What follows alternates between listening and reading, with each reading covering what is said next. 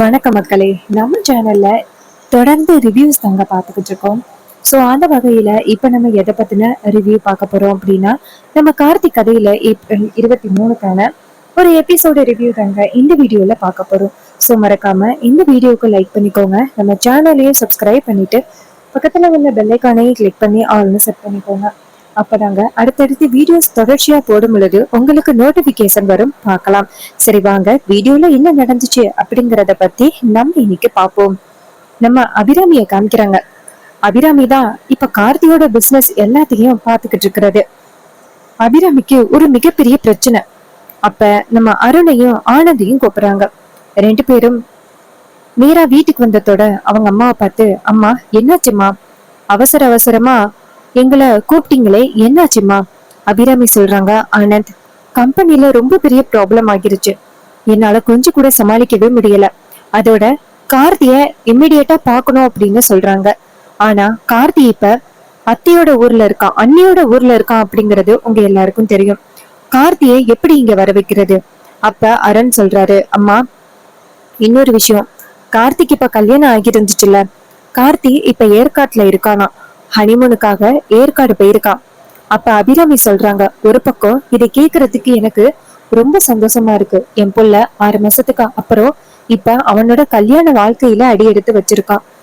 இதை கேக்குறதுக்கு எனக்கு ஒரு பக்கம் சந்தோஷமா இருந்தாலும், ஒரு பக்கம் நான் கார்த்திகை கட்டாயமா சந்திக்க வேண்டிய சூழ்நிலையில இருக்கிறேன். இல்லைன்னா இந்த கம்பெனி போயிரும். இந்த கம்பெனியை கட்டி காப்பாத்துறதுக்கு நம்ம எல்லாரும் எந்த அளவுக்கு போராடணும் அப்படின்னு உனக்கு தெரியும்ல.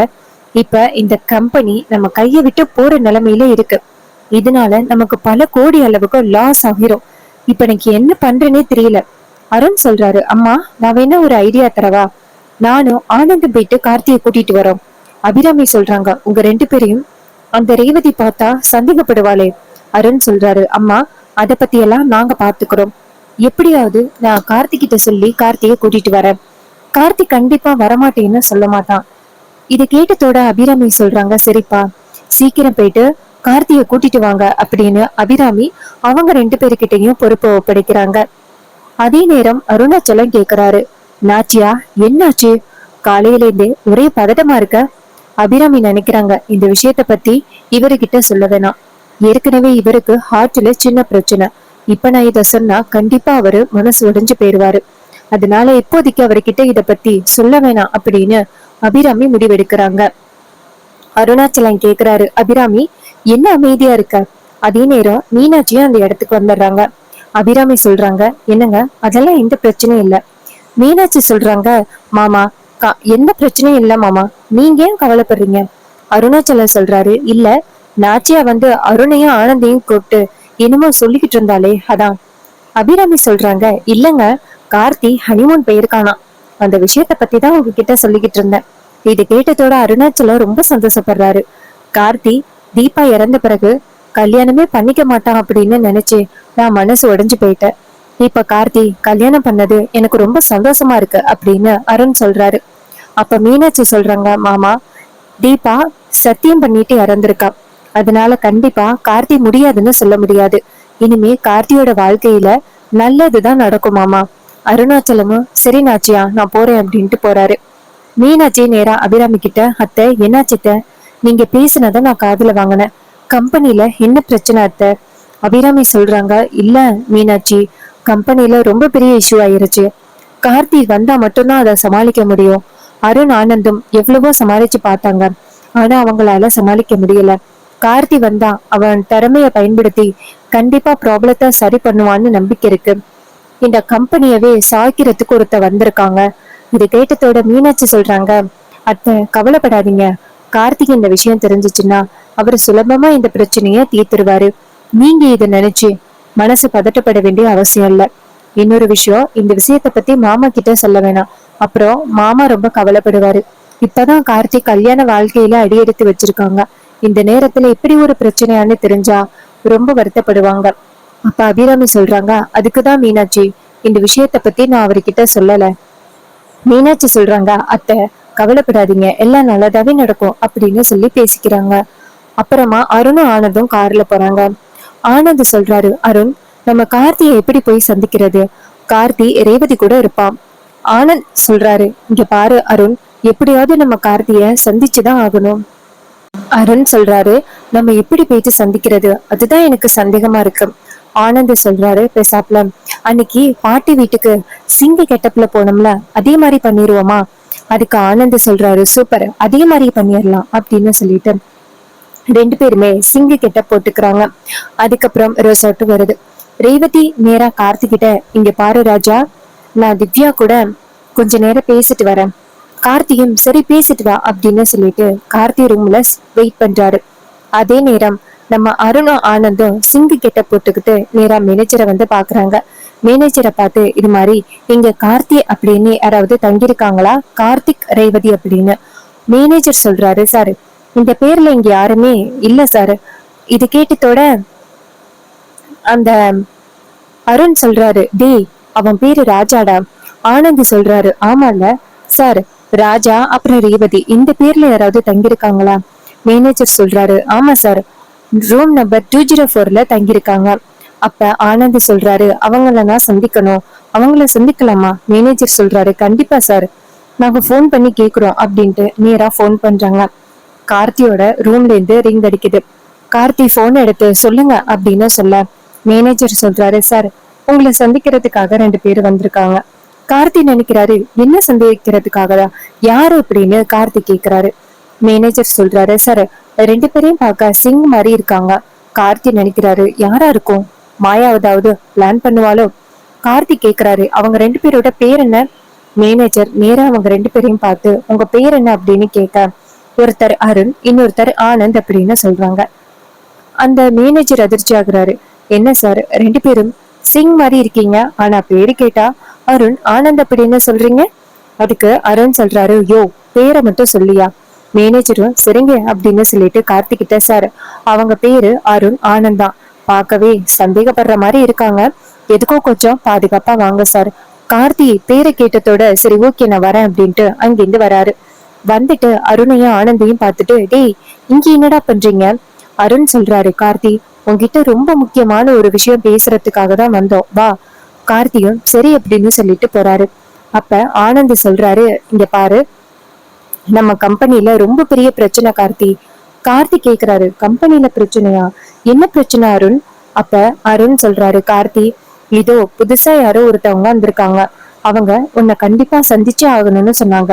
நாங்க வந்துட்டு கொஞ்சம் டைம் கேட்டோம், இது மாதிரி கார்த்தி ஒரு முக்கியமான விஷயமா வெளியில போயிருக்கான் அப்படின்னு. ஆனா அவங்க சொல்றதை கேட்கவே இல்லை. கார்த்தியா கட்டாயமா பாத்தியா ஆகணும் அப்படின்னு சொல்லியிருக்காங்க. ஆனா அம்மா இப்படியே சமாளிச்சிருக்காங்க. ஆனா அவர் என்ன சொல்றாருன்னா, இது மாதிரி நாம பொய் சொல்றோம் அப்படின்னு சொல்லி கம்பெனில உள்ள எம்ப்ளாயிஸ் எல்லாருக்கிட்டையும் நம்மளை பத்தி ரொம்ப பேடா சொல்லியிருக்காங்க. இதனால கம்பெனி எம்ப்ளாயிஸ் எல்லாருமே நம்ம மேல ரொம்ப கோவத்துல இருக்காங்க. நம்ம வந்து அவங்களை ஏமாத்துற மாதிரி அவங்க எம்ப்ளாயிஸ நமக்கு எதிராக திருப்பிட்டாங்க. இப்ப என்ன பண்றதுன்னே தெரியல கார்த்தி, நீ வந்தா மட்டும்தான் சமாளிக்க முடியும். இது கேட்டதோட கார்த்தி சொல்றாரு, சரி ஓகே நான் வரேன் அப்படின்னு சொல்ல, அதே நேரம் நம்ம ரேவதி வந்துட்டு திவ்யா கிட்ட பேசி முடிச்சுட்டு ரூமுக்கு வராங்க. வந்து பார்த்தா அங்க வந்துட்டு கார்த்தியை காணும். அப்ப ரேவதி நினைக்கிறாங்க, இவன் எங்க போயிருப்பான் அப்படின்ட்டு அங்க இருந்து வராங்க. அப்ப மேனேஜரை வந்து பார்த்து, இங்க ராஜா இருந்தாருல்ல, அவர் எங்க? அவங்க சொல்றாங்க, மேடம் கொஞ்ச நேரத்துக்கு முன்னாடி ரெண்டு சிங்கம் வந்தாங்க, அவங்கள பாக்குறதுக்காக அவரு போயிட்டாரு. இது கேட்டதோட ரேவதி நினைக்கிறாங்க, என்ன சிங்கா, எதுக்காக அந்த சிங்க சந்திக்கிறதுக்கு இந்த டிரைவர் போகணும், என்னவா இருக்கும் அப்படின்ட்டு ரேவதி இங்க இருந்து போறாங்க. அங்க கார்த்தி ரெண்டு பேரோட பேசிக்கிட்டு இருக்கிறத பாக்குறாங்க. ரேவதி அவங்க ரெண்டு பேரையும் பார்த்ததோட, இவங்க தானே பாட்டியோட கல்யாணத்துல வந்திருந்தாங்க அப்படின்னு ரேவதி பாக்குறாங்க. அப்ப ரேவதி இங்க இருந்து வர, அப்ப கார்த்தி நேரா அருண் ஆனந்தி கிட்ட, ரேவதி வந்துட்டா எப்படியாவது சமாளிச்சாகணும், நீங்க எதுவும் வளரிடாதீங்க. அருணும் ஆனந்தும் சரி அப்படிங்கிறாங்க. ரேவதி கேக்குறாங்க, இங்க என்ன நடக்குது? அப்ப அருண் சொல்றாரு, இல்ல மேடம் சும்மாதான் பேசிக்கிட்டு இருந்தோம். ரேவதி சொல்றாங்க, இவ்வளவு தூரம் வந்து சும்மா பேசிக்கிட்டு இருக்கீங்களா? நீங்க ரெண்டு பேரும் தானே பாட்டி பரமேஸ்வரி கூட இருந்தீங்க, பாட்டி அனுப்புனாங்களா? அப்ப ஆனந்த் டக்குன்னு, ஆமா பரமேஸ்வரி பாட்டி தான் அனுப்புனாங்க, உங்க ரெண்டு பேரையும் சும்மா பாத்துட்டு வர சொல்லி அனுப்புனாங்க. இது கேட்டதோட ரேவதி சொல்றாங்க, சும்மா பாத்துட்டு வர சொல்லி அனுப்புனாங்களா, என்ன? அப்ப ஆனந்த் சொல்றாரு, இல்ல உங்க ரெண்டு பேருக்கும் இங்க வந்துட்டு எல்லாமே சரியா இருக்கா, அப்படின்னு பாத்துட்டு வர சொன்னாங்க. இதை கேட்டதோட ரேவதி சொல்றாங்க, அதெல்லாம் இங்க எல்லாமே நல்லா இருக்கு, உன்னை தவிர. இது கேட்டதோட அப்படி கேக்குறாரு, என்ன மேடம்? ரேவதி சொல்றாங்க, வேற என்ன, இந்த டிரைவரை தவிர. இவனதான் நான் கல்யாணம் பண்ணணும்னு ஆசைப்பட்டனா? இவனை நான் கல்யாணம் பண்ணணும்னு ஆசைப்படவே இல்லை. எல்லாமே தலை விதி அப்படின்னு சொல்லிட்டு ரேவதி போறாங்க. இத பார்த்துட்டு ஆனந்த் கேக்குறாரு, கார்த்தி என்ன இது, ரேவதி உன் மேல இவ்வளவு கோவத்துல இருக்கா? அப்ப கார்த்தி சொல்றாரு, என்ன பண்றது, கல்யாணம் விருப்பம் இல்லாம நடந்துச்சுல்ல, அதனாலதான் அவங்க இவ்வளவு கோவத்துல இருக்காங்க. இது கேட்டதோட ஆனந்த் சொல்றாரு, என்ன கார்த்தி, என்ன இப்படி ஆகிடுச்சு? கார்த்தி சொல்றாரு, அதெல்லாம் நான் சமாளிச்சுப்பேன், இப்போதைக்கு நம்ம கம்பெனியோட பிரச்சனை தான் ரொம்ப பெரிய பிரச்சனையா இருக்கும் போல. அதுக்கு ஆனந்த் சொல்றாரு, ஆமா கார்த்தி, நீ வந்தாதான் அது சரி பண்ண முடியும், நீ வந்துரு. இது கேட்டதோட கார்த்தி சொல்றாரு, நான் வேற இங்க வந்திருக்கனே, அத்திக்கு ஒருவேளை நான் இங்க இல்ல அப்படிங்கிற விஷயம் தெரிஞ்சிச்சுன்னா கோவப்படுவாங்களே. அப்ப ஆனந்த் சொல்றாரு, நீ ரேவதி கிட்ட ஏதாவது சொல்லி சமாளி. இது கேட்டதோட அந்த கார்த்தியும், சரி நான் ரேவதி கிட்ட சொல்லி சமாளிக்கிறேன், நான் ஆல்மோஸ்ட் இல்ல அப்படின்னா அவ ரொம்ப சந்தோஷப்படுவா, சோ அவகிட்ட நான் சொல்றேன் அப்படின்னு சொல்லிட்டு கார்த்தி நேரா ரேவதிய வந்து பாக்குறாங்க. அப்ப ரேவதி நேரா கார்த்திய பார்த்து, என்ன ராஜா, அடுத்து என்ன பிளான் பண்ணிருக்க? கார்த்தி சொல்றாரு, அதெல்லாம் ஒண்ணும் இல்ல, எனக்கு ஒரு 3 days வந்து டைம் வேணும், நீங்க இங்க இருந்து என்ஜாய் பண்ணுங்க, நான் ஒரு முக்கியமான வேலையா வெளியில போயிட்டு வரேன். ரேவதி கேக்குறாங்க, உனக்கு என்ன முக்கியமான வேலை இருக்க போகுது? இது அம்மாவுக்கு தெரிஞ்சிச்சுன்னா பிரச்சனை ஆகும் தெரியும்ல. கார்த்தி சொல்றாரு, இங்க பாருங்க, நான் தான் உங்க கூட இருந்தேன்னா உங்களுக்கு ரொம்ப டென்ஷன் ஆகுது இல்ல, என் முகத்தையே பாக்குறதுக்கு தான் உங்களுக்கு விருப்பமே இல்ல, அப்புறம் ஏன் நீங்க ஃபீல் பண்றீங்க? நான் இல்ல அப்படின்னா நீங்க சந்தோஷம் தானே படுவீங்க, அப்புறம் ஏன் வருத்தப்படுறீங்க? இது கேட்டதோட ரேவதி சொல்றாங்க, ஆமா, நீ சொல்றதும் ஒரு வகையில சரிதான், ஒரு 3 நாள் உன் முகத்தை பார்க்காம இருக்கலாம்ல, சரி நான் அம்மா கிட்ட சொல்லி சமாளிச்சுக்கிறேன், ஆனா நீ எங்க போற? அப்ப கார்த்தி சொல்றாரு, மேடம் அத பத்தி இப்போதைக்கு என்னால சொல்ல முடியாது, நீங்க இங்க ரெசார்ட்லயே இருங்க, உங்களுக்கு என்ன தேவையான எல்லா ஏற்பாடுகளையும் மேனேஜரை பார்த்துக்க சொல்லியிருக்கேன், அதனால நீங்க கவலைப்பட வேண்டியல்ல. அப்ப ரேவதி சொல்றாங்க, அதெல்லாம் நான் பாத்துக்கிறேன், ஒண்ணு இங்க இருப்பேன், இல்லைன்னா என் ஃப்ரெண்டு திவ்யா வீட்டுக்கு போயிடுவேன், என்ன பத்தி நீ கவலைப்பட வேண்டியல்ல, ஒரு 3 நாள் உங்க முகத்தையே பார்க்காம இருப்பேனே அது போதும். அப்ப கார்த்தி சொல்றாரு, சரி ஓகே நான் இப்பயே கிளம்புறேன் அப்படின்னு சொல்லிட்டு கார்த்தி கிளம்புறாரு. இன்னொரு பக்கம் ரேவதி ரொம்ப ஹாப்பியா அவங்க ரூமுக்கு போயிட்டு, அப்பாடா ஒரு 3 நாள் இவனோட தொந்தரவே இல்லாம சந்தோஷமா இருக்கலாம் அப்படின்னு ரேவதி நினைக்கிறாங்க. கார்த்தி நேரா அருண் ஆனந்த் கிட்ட போயிட்டு, சரி கிளம்பலாமா அப்படின்னு கேட்க, ஆனந்த் கேக்குறாரு, என்ன கார்த்தி, ரேவதி இப்படி பேசுறா, இவ்வளவு குடும்பக்காரியா பேசுறா? கார்த்தி சொல்றாரு, சரி ஓகே, இதை நம்ம அப்புறம் பாத்துக்கலாம், வாங்க போகலாம் அப்படின்னு சொல்லிட்டு கிளம்புறாங்க. 3 பேரும் சேர்ந்து நேரா அபிராமி வீட்டுக்கு போறாங்க. கார்த்தி வரத பார்த்துட்டு அபிராமி ரொம்ப சந்தோஷப்பட்டு ஓடி போய் கார்த்தியை கட்டி பிடிக்கிறாங்க. அப்ப கார்த்தி சொல்றாரு, அம்மா என்னம்மா என்னாச்சும்மா? அபிராமி சொல்றாங்க, கார்த்தி எப்படிப்பா இருக்க, இங்க பாருப்பா, உனக்கு கல்யாணம் ஆகி சந்தோஷமா உன் லைஃபை என்ஜாய் பண்ணணும் அப்படின்னு தான் நானும் நினைச்சேன், ஆனா இப்படி ஒரு பிரச்சனை வரும்னு நான் எதிர்பார்க்கலப்பா. கார்த்தி கேக்குறாரு, அம்மா என்னாச்சுன்னு சொல்லுங்க. அப்ப அபிராமி சொல்றாங்க, இங்க பாருப்பா, நீ கையெழுத்து போட்டாதான் இந்த கம்பெனி நமக்கு இருக்கும், இல்லைன்னா வேற ஒருத்தவங்களுக்கு போயிரும். இது கேட்டதோட கார்த்தி சொல்றாரு, அவ்வளவுதானே, நான் பாத்துக்கிறேன் அப்படின்னு சொல்லிட்டு நேரா கார்த்திக்கு தெரிஞ்ச ஒரு சில லாயர்ஸுக்கு போன் பண்றாங்க. லாயர்ஸ் எல்லாருமே வராங்க. வந்துட்டு கார்த்திகிட்ட ஒரு சில ஐடியாஸ் கொடுக்குறாங்க. கார்த்தியா அந்த ஐடியாஸ வாங்கிக்கிறாரு. அப்புறமா அருண் கிட்ட, அருண் கம்பெனி வரைக்கும் போகலாம் அப்படின்னு சொல்லிட்டு நேரா கம்பெனிக்கு போறாங்க. அங்க கம்பெனிக்கு போயிட்டு கார்த்தி வந்துட்டு எல்லாரையும் பாக்குறாங்க. எம்ப்ளாயிஸ பார்த்துட்டு நிறைய பேசுறாரு. எம்ப்ளாயிஸ் எல்லாருமே கார்த்தியை பார்த்ததோட, சார் இது மாதிரி உங்களை ரொம்ப தப்பா நினைச்சிட்டோம் சார், நீங்க எங்களுக்காக எவ்வளவு உதவி பண்ணிருக்கீங்க, எல்லாத்தையுமே மறந்துட்டு கடைசியில கேட்காதவங்க பேச்சு கேட்டு உங்க கம்பெனிக்கு எதிரா நாங்க இப்படிப்பட்ட ஒரு விஷயத்த பண்ணதுக்கு எங்களை மன்னிச்சிருங்க சார். இது கேட்டதோட கார்த்தி சொல்றாரு, சரி பரவாயில்ல, உங்களுக்கு வேற ஏதாவது தேவைகள் வேணும் அப்படின்னா நீங்க இங்க ஒரு பெட்டி இருக்கு, புகார் பெட்டி, அதுல உங்களோட தேவைகளை நீங்க எழுதி போடுங்க, எல்லாத்தையும் நான் சரி பண்றேன். இது கேட்டதோட அவங்களும், சார் நீங்க எவ்வளவு நல்ல சாரா இருந்திருக்கீங்க, ஆனா உங்களை பத்தி நாங்க இவ்வளவு தப்பா நினைச்சிட்டோமே அப்படின்னு சொல்லிட்டு ரொம்ப கவலைப்படுறாங்க. இது கேட்டுட்டு கார்த்தி சொல்றாரு, சரி விடுங்க பரவாயில்ல, நடந்தது நடந்ததாவே இருக்கட்டும். இதுக்கப்புறம் உங்களுக்கு என்ன தேவைகள் வேணும்னாலும் எங்ககிட்ட சொல்லுங்க, நாங்க பாத்துக்கிறோம். ஏன்னா தொழிலாளிங்க நல்லா இருந்தாதானே முதலாளிங்க நல்லா இருக்க முடியும். இது கேட்டதோட அவங்களும் சரிங்க சார் அப்படின்னு சொல்றாங்க. அதுக்கப்புறம் நம்ம கார்த்தி அங்க இருந்து கம்பெனிக்குள்ள போறாரு. அங்க போயிட்டு ஒரு சில ஃபைல்ஸை எடுத்து பாக்குறாரு. ஒரு சில ஃபைல்ஸை எடுத்து பார்த்துட்டு அதுல கையெழுத்து போடுறாரு. போட்டுட்டு நேரா அருண் கிட்ட கொடுத்து, அருண் இதை கொண்டு போய் லாயர்ஸ் கிட்ட காமி. அருணும் சரி கார்த்தி அப்படின்னு சொல்றாங்க. அதுக்கப்புறம் அருண் கொண்டு போய் லாயர்ஸ் கிட்ட அந்த சர்டிபிகேட்ஸை காமிக்கிறாங்க. கார்த்திக் கையெழுத்து போட்டதை அவங்க பார்த்துட்டு எல்லாமே சரியாதான் இருக்கு அப்படின்னு சொல்றாங்க.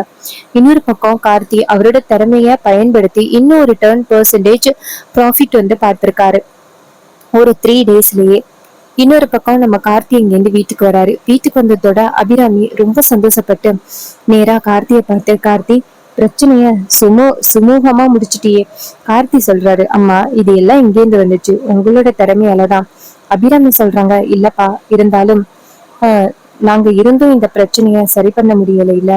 அதுக்கு கார்த்தி சொல்றாரு, சரி பரவாயில்ல விடுங்கம்மா, எது நடக்கணுமோ அதானே நடக்கும். சரி ஓகே, அங்க ரேவதியை வேற நான் தனியா விட்டுட்டு வந்துட்டேன். அதுக்கு அபிராமி சொல்றாங்க, என்னப்பா சொல்ற? அப்ப அருண் சொல்றாரு, கார்த்தி கவலைப்படாத, உன் ஒய்ஃப தனியா விட்டுட்டு வந்துட்டியே அப்படின்னு. உன் ஒய்ஃப் எல்லா பாதுகாப்பா இருக்கா. அதனால நீ கவலைப்படாத. அங்க ரெசார்ட்ல பாதி ஆட்கள் நம்மளோட ஆட்கள் தான். சோ நீ அதை பத்தி கவலைப்பட வேண்டிய அவசியமே கிடையாது. கார்த்தியும் சரி நான் தேங்க்ஸ் அப்படின்னு சொல்றாங்க. அப்புறமா அபிராமி சொல்றாங்க, கார்த்தி நீ ஹனிமூனுக்கு வந்திருக்க, ஆனா உன்னை இப்படி கூப்பிட்டுட்டேன்னு உனக்கு கோவம் இல்லையாப்பா? கார்த்தி சொல்றாரு, அம்மா உங்க மேல நான் என்னைக்காவது கோவப்பட்டிருக்கேனா? எப்பவுமே உங்க மேல எனக்கு கோவம் வராது. நீங்க ஹாப்பியா இருந்தாதான் நானும் சந்தோஷமா இருக்க முடியும், சரியாமா? இதை கேட்டதோட அபிராமியும் சரிப்பா அப்படின்னு சொல்லிட்டு ரொம்ப சந்தோஷப்படுறாங்க. அதுக்கப்புறம் நம்ம கார்த்தி சொல்றாரு, சரிம்மா நான் ஊருக்கு கிளம்புறேன். அங்க வேற ரேவதி தனியா இருக்கா. ஒருவேளை ரேவதி டக்குன்னு அத்தை கிட்ட போட்டு கொடுத்தா ரொம்ப பெரிய பிரச்சனை ஆகிரும். அபிராமி சொல்றாங்க, எப்ப வந்துட்டு நாச்சியா அண்ணி வந்துட்டு நம்மளை எல்லாம் மன்னிப்பாங்கன்னு தெரியல கார்த்தி. கார்த்தி சொல்றாரு, அம்மா அதெல்லாம் கூடிய சீக்கிரம் நடக்கும், நீங்க எதுக்கும் கவலைப்படாதீங்க அப்படின்னு கார்த்தி தைரியம் கொடுக்குறாரு. சோ இன்னொரு பக்கம் ரேவதி ஹோட்டல்ல இருக்காங்க. அதே நேரம் கார்த்தி நேரா ஹோட்டலுக்கு வர்றாரு. வந்ததோட ரேவதி கேக்குறாங்க, அப்படி நீ எங்கதான் போன? கார்த்தி சொல்றாரு, இங்க பாரு, நான் ஒரு முக்கியமான விஷயமா தான் வெளில போனேன். அதுக்கு ரேவதி சொல்றாங்க, சரி சரி, ஒரு 3 டேஸ் உன் முகத்தை பார்க்காம சந்தோஷமா இருந்தேன், ஆனா இப்ப மறுபடியும் உன் முகத்தை பார்த்துட்டேன்னா. கார்த்தி சொல்றாரு, சரி ஓகே வாங்க ஊருக்கு கிளம்பலாம். உடனே ரேவதியும் சரி சரி கிளம்பலாம் அப்படின்னு சொல்றாங்க.